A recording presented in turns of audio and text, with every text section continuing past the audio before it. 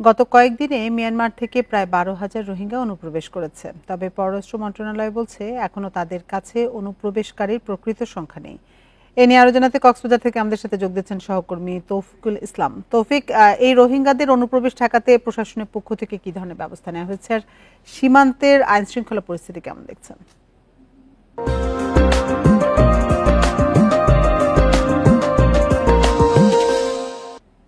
হ্যাঁ, সীমান্তে আইন শৃঙ্খলা পরিস্থিতি যদি বলতে হয় তাহলে যেহেতু নাফ নদী হয়ে মিয়ানমারের ওপার থেকে রোহিঙ্গা অনুপ্রবেশের চেষ্টা করছে, তো সেই দিক বিবেচনা করে পুরো সীমান্ত এলাকা জুড়ে সেখানে বিজিবির টহল ব্যবস্থা জোরদার করা হয়েছে এবং যেটি অনুপ্রবেশের কথা বলা হচ্ছে, এখন পর্যন্ত আমরা অসমর্থিত সূত্রে জানতে পেরেছি বিভিন্ন এখানকার রোহিঙ্গা প্রতিরোধ কমিটির নেতারা আছেন, তাদের বলছেন অন্তত 20,000 রোহিঙ্গা বাংলাদেশে প্রবেশ করে ফেলেছে, এরকমই একটি তথ্য আমরা পাচ্ছি। তবে এটি একেবারেই অসমর্থিত সূত্রে পাওয়া তথ্য। তবে এখন পর্যন্ত যারা বাংলাদেশে অনুপ্রবেশ করেছে তারা ক্যাম্পে, উখিয়া এবং টেকনাফের বিভিন্ন স্বজনদের বাসায় তারা আশ্রয় নিয়েছেন। এখন পর্যন্ত তারা আসলে মানে প্রশাসনের পক্ষ থেকে তাদের আইডেন্টিফাই করা খুব কঠিন হয়ে যাচ্ছে।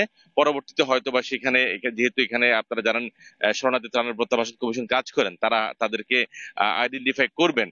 তবে এখনো পর্যন্ত যেহেতু সীমান্ত পরিস্থিতি অনেকটা স্বাভাবিক নয়, ওই পারে মংডুতে সেখানে আরাকান আর্মি এবং জান্তা সরকারের মধ্যে সংঘর্ষ চলছে, সেই কারণে কিন্তু রোহিঙ্গারা বাংলাদেশে অনুপ্রবেশ করতে চাচ্ছেন। তা এখনো পর্যন্ত আমরা ওই পারের যে পরিস্থিতি সেটি হচ্ছে অন্তত পক্ষে সেখানে প্রায় 50,000 রোহিঙ্গা বিভিন্ন জায়গায় সীমান্তের কাছাকাছি জায়গায় জড়ো হয়েছে বলে আমরা খবর পেয়েছি এবং তারা যে কোনো সময় বাংলাদেশে অনুপ্রবেশ করার যে করতে পারে। তবে এখান থেকে বাংলাদেশের পক্ষ থেকে বলা হচ্ছে সীমান্তে কড়া নজরদারির মধ্যে রেখেছেন যাতে নাফতলিতে সেখানে আপনারা জানেন নৌবাহিনী টহল রয়েছেন, এখানকার কোস্টগার্ডের টহল জোরদার করা হয়েছে। তবে একটা বিষয় বলে রাখি, এখানে এক শ্রেণীর দালাল চক্র এখানে কাজ করছে। দালাল চক্রের যে সদস্যরা মোটা অঙ্কের টাকার বিনিময়ে মিয়ানমারের ওপার নাফতলি হয়ে বিভিন্ন সীমান্ত দিয়ে রোহিঙ্গাদের অনুপ্রবেশ ঘটাচ্ছে, এরকমই বেশ কিছু অভিযোগ রয়েছে।